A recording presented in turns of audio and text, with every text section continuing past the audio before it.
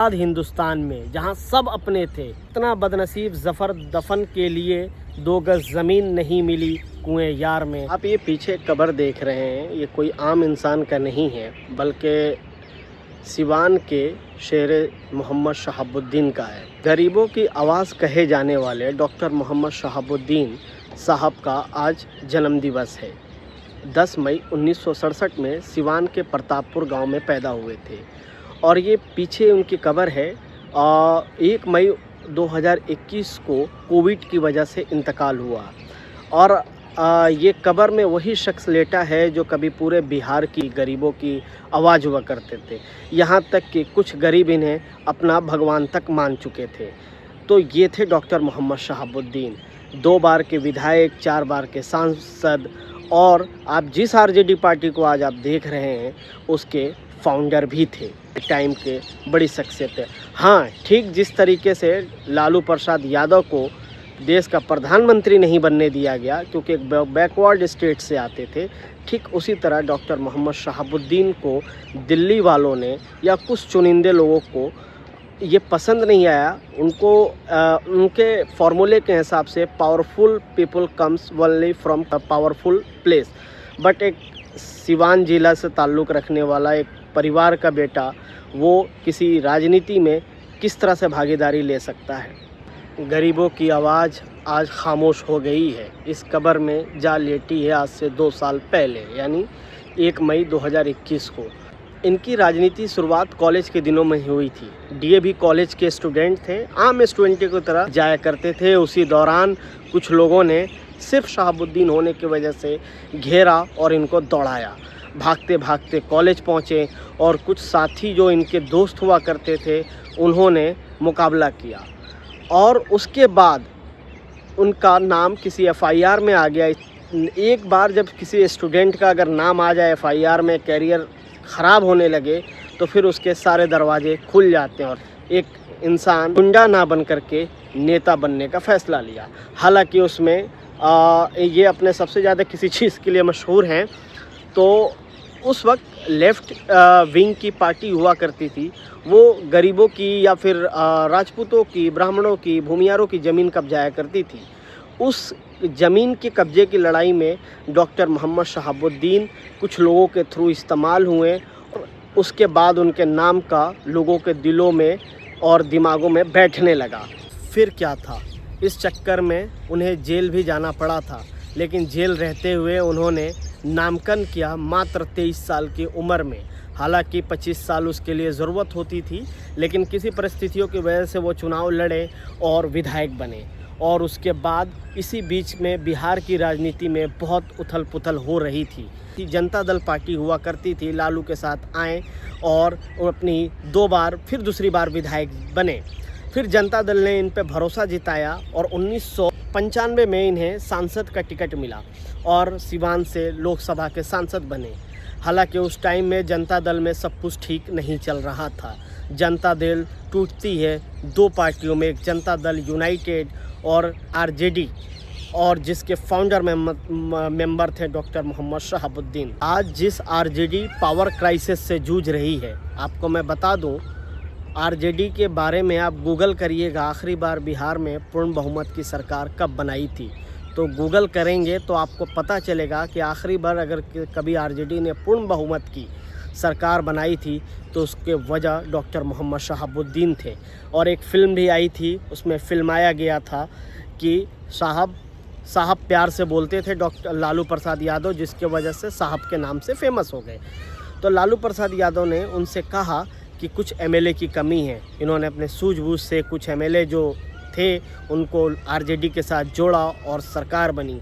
और यकीन मानिए उसके बाद दोबारा बिहार में आरजेडी की सरकार 2015 में बनी, 15 साल बाद।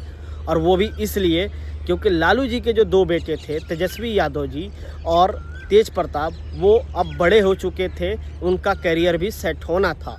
इस चक्कर में फिर आरजेडी जेडीयू का गठबंधन हुआ और जनता दल टूटी इसलिए थी क्योंकि नीतीश कुमार और लालू यादव की नहीं बन रही थी।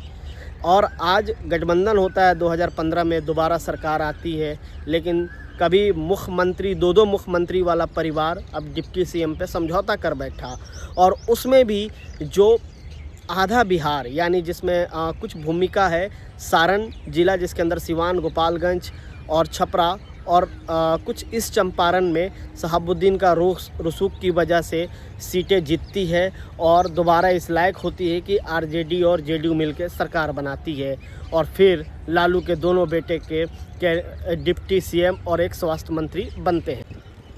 और सन 2019 में लालू प्रसाद यादव उस टाइम में झारखंड जेल में थे, तेजस्वी यादव जाते हैं। 2019 का लोकसभा चुनाव आना था, तेजस्वी यादव जाते हैं और लालू से बोलते हैं कि हम सिवान का टिकट डॉक्टर मोहम्मद शहाबुद्दीन के पत्नी हिना शहाब का काटना चाहते हैं, और उसकी जगह हम किसी और पे भरोसा दिलाएं। अभी आपको मैं बताऊंगा कि वो किसको देना चाहते थे। और लालू प्रसाद यादव ने कहा कि वो सिर्फ सिवान का साहब नहीं है, अगर तुमने उसकी वाइफ का टिकट काटा तो पूरे बिहार में जो मुस्लिम वोट मिल रहे हैं, सिर्फ मुस्लिम वोट नहीं बल्कि शहाबुद्दीन की बैकिंग भले बड़ी जातियों का रहा हो, लेकिन छोटी जातियों में आने वाले ओबीसी और एससी एसटी वालों लोगों से उनके काफ़ी लगाव होता था।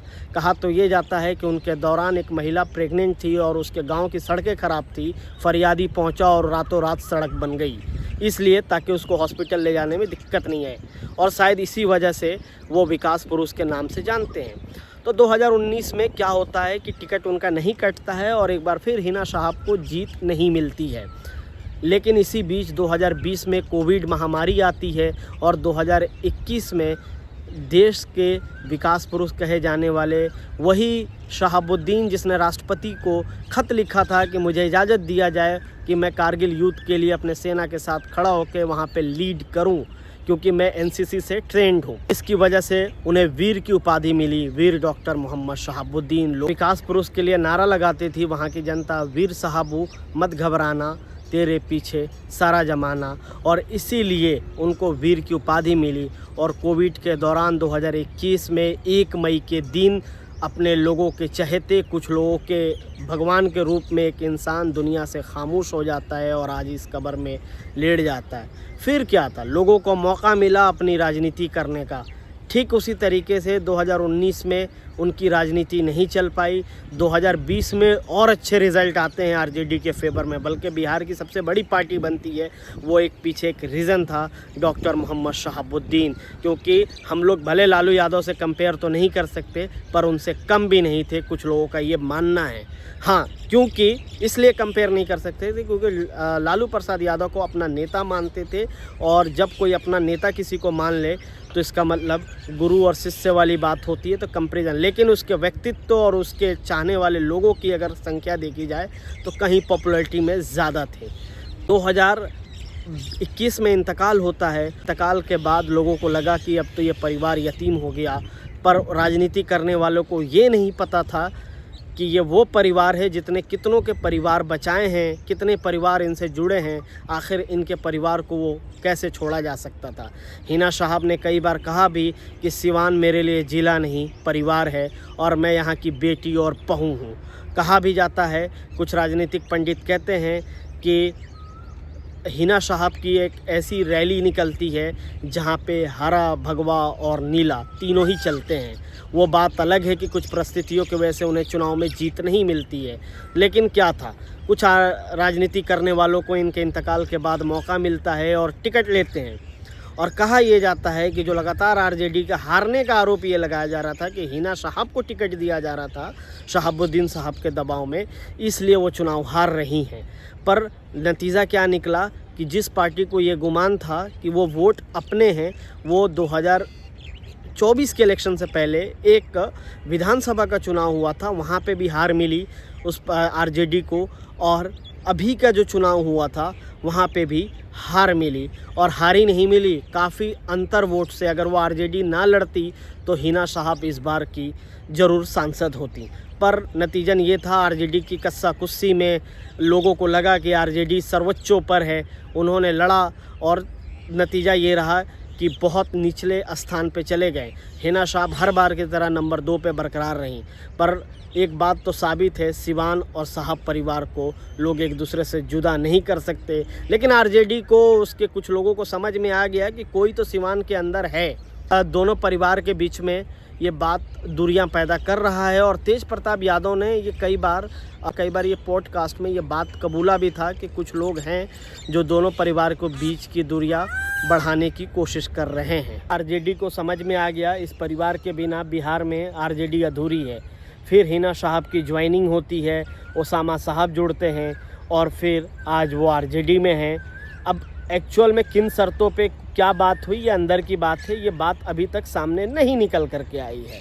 पर अभी ओसामा साहब लगातार जिस तरीके से लोगों के बीच में काम कर रहे हैं, उसकी वजह से आप मान के चलिए कि रघुनाथपुर के जो विधायक थे हरिशंकर यादव ने, उन्होंने कहा कि शहाबुद्दीन साहब ने हमें, जब मैं प्रधानी का चुनाव यानी वहाँ का मुखिया का चुनाव में हार गया था, तब उन्होंने मुझे विधायक बनवा दिया, तो वो मेरे लिए भगवान जैसे हैं। और आज ओसामा साहब लड़ रहे हैं, उन्हीं के बेटे हैं और मैं अपनी सीट उनको देना चाहता हूँ। ये उन्हीं की सीट थी जो आज तक मैंने संभाल रखी। ये राजनीति में जहाँ इतना दूसरे को लोग धोखा देते हैं, पर इस तरह की ईमानदारी ये सिर्फ शहाबुद्दीन साहब के सगे कार्यकर्ताओं में ही हो सकती है जो हकीकत जानते हैं। 2 बार के विधायक और 4 बार के सांसद, विकास पुरुष का खिताब मिला उन्हें और लोगों ने उन्हें अपना वीर की उपाधि दी, उनके जज्बे को उपाधि दी और कहा जाता है कि वीर साहबो मत घबराना, तेरे पीछे सारा ज़माना। और आज यही वजह है उनके दफन होते हुए 2021 के बाद भी लोगों की उनके प्रति प्यार कम नहीं हो रहे हैं। एक सवाल आज भी उठती है जो समर्थक उठाते हैं, चाहने वाले उठाते हैं, कि अगर डॉक्टर मोहम्मद शहाबुद्दीन के साथ अगर लोग उनके इंतकाल के बाद भी राजनीति नहीं करते तो जहां वो पैदा हुए वहीं दफन होते, और जिसकी वजह से राजनीतिक सरगर्मियां और बढ़ जाती। यहां तक कि किसी को अपनी राजनीति खतरे में लग तो रही थी, जिसकी वजह से उनके इंतकाल के बाद भी उनके बॉडी को प्रतापपुर गांव में नहीं दफन होने गया। हालांकि उस टाइम में सब कुछ खुला था, एक पत्रकार था, उसको उसके गांव तक भेजा गया, उसके शहर भेजा गया, पर 4 बार का सांसद, 2 बार का विधायक और एजुकेशन से जुड़ा हुआ शख्स, उसको नहीं भेजा गया। आखिर उनके वहां दफन होने से किसकी राजनीति खतरे में थी? 2024 में भी ये चीज़ नमूना देखने को मिला। जब मुग़ल सल्तनत अपने ख़ात्मे पर था और आखिरी बहादुर शाह ज़फ़र थे, और जब अंग्रेज़ों ने उनको रंगून भेज दिया और दिल्ली में जन्मे बहादुर शाह ज़फ़र वो रंगून में दफन हुए, और आज भी दिल्ली का ज़फ़र महल का वो एक खाली स्थान है और वहाँ पे वो दफन नहीं हो सके। इसी तरीके से आज़ाद हिंदुस्तान में जहाँ सब अपने थे, राजनीतिक विचारधारा एक दूसरे से अलग हो सकता है, कैलकुलेशन अलग अलग हो सकते हैं, इंसान को जो लोगों के इतने चाहने वाला हो, करीब हो, वो अपने गांव में दफन नहीं हो सका। गांव का बेटा गांव में दफन नहीं हो सका। कौन लोग हैं जो गरीबों का मसीहा बताते हैं, खुद को गरीब का बेटा बताते हैं, और एक गांव वाले बेटे का दर्द नहीं समझ सके। तो मैं अपने इस रिपोर्ट को इस शेर के साथ ख़त्म करना चाहूँगा कि कितना बदनसीब ज़फ़र दफन के लिए 2 गज़ ज़मीन नहीं मिली कुएं यार में। तो आप देख रहे थे दिल्ली के ITO कब्रिस्तान से डॉक्टर मोहम्मद शहाबुद्दीन साहब पे कि आज कब्र पे आया और उस कब्र के बारे में देखा, और मैंने सोचा क्यों ना यहाँ पे आपसे बात की जाए। और दिन भी ख़ास है क्योंकि आज है जो आज ही के दिन वो पैदा हुए थे 1967 में, और 1 मई 2021 में इंतकाल हो गया था। दिल्ली हिंदुस्तान का दिल कहा जाता है, पर एक सांसद जो कभी अपना गांव नहीं छोड़ा और आज गांव के लोगों से दूर कहीं दफन है। और शायद ये अगर अपने गांव में होते, गांव में दफन होते, तो आज उनके चाहने वाले लोगों का आज तांता लगा होता, क्योंकि चाहने वाले तो आज भी आते रहते हैं। कभी आप गूगल पे ITO कब्रिस्तान डालिएगा, सबसे ज़्यादा अगर कोई कब्र आपको फ्रंट में दिखेगी तो वो ये दिखेगी। इस बात का सबूत है कि चाहने वालों की कमी आज भी नहीं है। पर बेहतर होता कि बिहार का बेटा अपने गांव प्रतापपुर सिवान में दफन होता। आप देख रहे थे हिंदराज.com, खबर वही जो आपके लिए सही।